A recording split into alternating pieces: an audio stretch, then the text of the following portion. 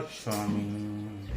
सभी धर्म, सभी पंथ, सभी धर्म ग्रंथ, सभी धर्माचार्यों एवं सभी गुरुओं का मात्र एक ही उद्देश्य है, जीव का कल्याण होना।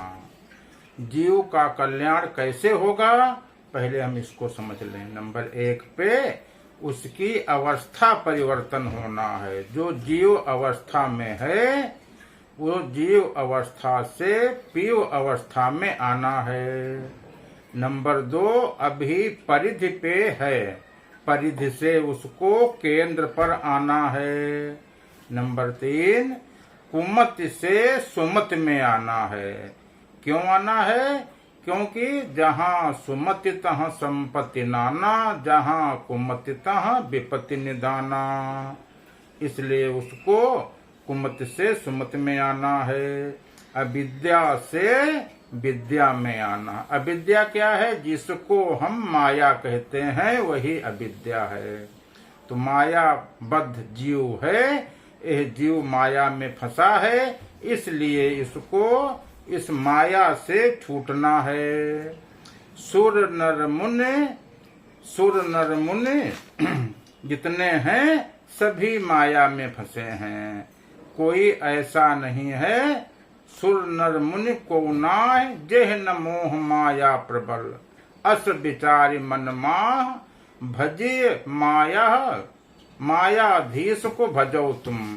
इसलिए उस मायाधीश को भजना है, मायापति को नहीं भजना है। मायापति जो है हमारा मन ही है, क्योंकि जहाँ पे मन है वहाँ पे माया रहेगी, और जहाँ पे वो मायाधीश माने हमारी आत्मा जिसको भगवान कहते हैं वो होगा, वहाँ पे माया नहीं रहेगी। जैसे ही सूर्य के उदय होने से प्रकाश अपने आप स्वयं नष्ट हो जाता है, ऐसे ही जैसे ही आप आत्मा को जानोगे, आत्मा के सन्मुख जीव होगा, वैसे ही तुरंत माया अपने आप समाप्त हो जाती है। यह जीव कहाँ बंधा है? माया में कैसे बंधा है? कर्मों में बंधा है। क्योंकि जितना कुछ हम करते हैं, जितना कुछ हमारा मन सोचता है, जो कुछ, जैसे हमारी इंद्रियां, आंख कुछ देखे कर्म बन गया, तो इसी कर्म में हम फंसते चले जाते हैं, कर्म से हम छूट नहीं पाते हैं। इसलिए हम संसार से हमारा मोक्ष नहीं होता है। संसार मतलब हम जीव अवस्था से पीव अवस्था में हम नहीं आ पाते हैं, और संसार में फंसे रहते हैं, कुमत में फंसे रहते हैं। हमारा सारथी मन होता है, मन के चलाने से हम चलते हैं। जो इच्छाएं, कामनाएं, वासनाएं हैं उन्हीं में हम फंसे रहते हैं। तो इसलिए इस मन से निकलना है, माया से निकलना है, और आत्मा के सन्मुख होना है, आत्मा को ही जानना है। उसी से जीव का कल्याण होगा, हमारी अवस्था परिवर्तन होगी, स्थान परिवर्तन होगा। स्थान की जो ये है अभी मूलाधार केंद्र पर परिधि पर जीव है, ये यहाँ से सहस्त्राधार चक्र उस वहां पे जो है जहाँ आत्मा है, आत्मघट है, उस आत्मघट में तब ये पहुंच जाएगा। जैसे सन्मुख होगा तो उसी के जैसा हो जाएगा। जानत तुम्हें हो जाई। तो और इसको अवस्था परिवर्तन होने के लिए हमको करना क्या है? केवल इसके सन्मुख होना है, केवल इसके सन्मुख होना है, और माया वाले रास्तों को छोड़ देना है। कि जैसे जितने हमारे 7 शरीर हैं, 7 शरीरों वाले मार्ग हमको छोड़ना है।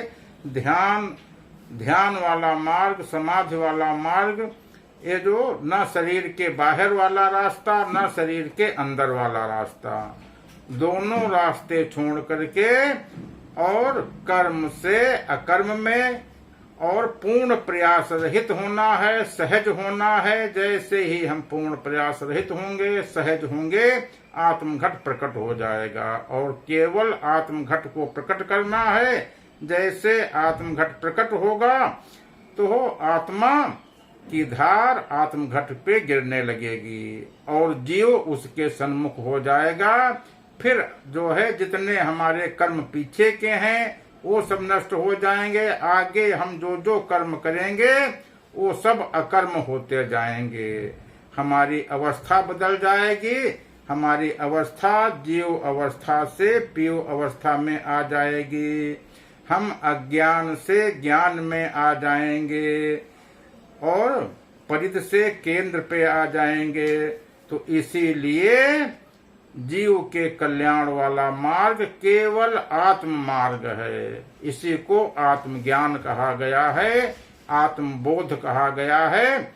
और हमको केवल आत्मा जानना है। जब तक हम और इसी आत्मा को परमात्मा कहा गया है, ईश्वर कहा गया है, अल्लाह कहा गया है और सबका मालिक एक, इसी को बताया गया है। जीव को शिष्य कह दिया गया है। जीव शिष्य है तो आत्मा गुरु है। यह भक्त है, जीव भक्त है तो आत्मा भगवान है। गीता में जो कृष्ण ने अर्जुन को उपदेश दिया है तो अर्जुन यह तुम्हारा जीव है और आत्मा कृष्ण है। तो केवल जीव और आत्मा को ही जानना है। गीता के 7वें अध्याय में कृष्ण अर्जुन से कहते हैं कि इस संसार में या पूरी प्रकृति में केवल 2 ही चेतन हैं। एक तो हम आत्मा रूप में हम चेतन हैं और तुम चेतन हो। तो आत्मा और जीव केवल 2 ही चेतन हैं। बाकी शेष जितना कुछ है सब जड़ है। तो चेतन को चेतन में मिलना है। चेतन जीव चेतन आत्मा की भक्ति करे। वो माया में जो फंसा है इससे परमात्मा की प्राप्ति नहीं होगी, इससे आत्मा की प्राप्ति नहीं होगी।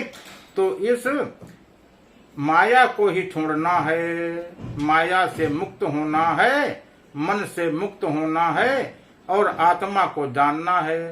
तो उसमें बताया गया है कि जितना हम आंखों से देखते हैं वो विज्ञान है, जितना मन से जानते हैं अनुभव करते हैं वो ज्ञान है। तो ज्ञान और विज्ञान दोनों के परे आत्मा है। आत्मा को जानने के लिए विज्ञान से नहीं जाना जा सकता है, ज्ञान से नहीं जाना जा सकता। वो ज्ञानातीत है, इंद्रियातीत है, इंद्रियों से नहीं जाना जा सकता है। मनोतीत है, मन से नहीं जाना जा सकता है। कैसे जाना जा सकता है? पूर्ण सहज होने से। केवल पूर्ण सहज क्या है कि जिसमें हमारा मन कुछ करता नहीं है। ध्यान क्या है? कुछ न करने की स्थिति का नाम ध्यान है। वो ध्यान, इसको सहज ध्यान कहते हैं। सहज ध्यान, सहज समाधि में क्या है? साधो सहज समाधि भली, आंख न मूंदो कान न रूंधो, काया कष्ट न धारो, खुले नयन से हंसी हंसी निरखो, अद्भुत रूप निहारो। तो न आंख बंद करना है न कान बंद करना है और तुम पूर्ण प्रयास रहित होकर के मन तुम्हारा स्थिर हो जाए, सूरत तुम्हारी ठहर जाए। सूरत ठहर जाए, सूरत शब्द योग भी से भी वो नहीं मिलेगा, क्योंकि इसमें तुमको करना पड़ता है, इसमें करना पड़ता है। इससे ब्रह्म ज्ञान प्राप्त होता है। तो सूरत से भी आगे निकले, क्योंकि एक हमारा शरीर जिसको जीव है, एक मन है, एक सूरत। हम ऐसे जाने कि जीव जो शरीर में है, एक हमारा मन है और एक सूरत। 3 को छोड़ करके चौथा पद हमको प्राप्त करना है। चौथा पद वो आत्मा है। राधा स्वामी मत में जो पुस्तक सार वचन छंदबंद है, उसमें प्रार्थना, पहली प्रार्थना यही कही गई है कि 3 छोड़ चौथा पद दीना, सत्य नाम सतगुरु गत चिन्हा। कि वो वही सत्य है, उस सत्य को जानना है और वही सनातन है। उसी को सनातन पुरुष कहा गया है, उसी को सत्य सनातन आत्मा कहा गया है। उसी को जानना हमारा धर्म है। तो हम सत्य को जाने, वही राधा स्वामी है, वही अनामी है, वही निर्वाण पद है। तो बाकी जहाँ जहाँ हम फंसे हैं, हम अनन्य हो जाएं, उस सब को छोड़ दें। और जब तक अनन्य नहीं होते हैं, हमारी दृष्टि संसार की तरफ है। इस केवल दृष्टि को मोड़ना है, और सब जैसे आप सहज होंगे, दृष्टि आपकी मुड़ेगी, तो दृष्टि केवल वहीं पे हो। अभी हम जब देखे नहीं है, कैसे होगा? जैसे सहज होंगे, तुरंत आत्मघट प्रकट हो जाएगा, और वो धार उसी पर गिरने लगेगी, और जीव उसके सन्मुख आ जाएगा, स्वयं अपने आप सब हो जाएगा। ईश्वर की कृपा या परमात्मा की कृपा किसको कहते हैं? उसी आत्मघट को प्रकट होने को ही ईश्वर की कृपा कहा गया है, गुरु की कृपा कहा गया है, ईश्वर की कृपा कहा गया है, सदगुरु की कृपा कहा गया है। क्योंकि वो परम पद है, वही सतगुरु है, वही गुरु है, वही भगवान है, वही ईश्वर है, वही अल्लाह है। तो हम केवल उसे एक को जाने, बाकी जहाँ जहाँ फंसे हैं सबसे सबको छोड़ करके हमारा ध्यान, हमारी दृष्टि केवल एक पर होनी चाहिए। राधा स्वामी, राधा।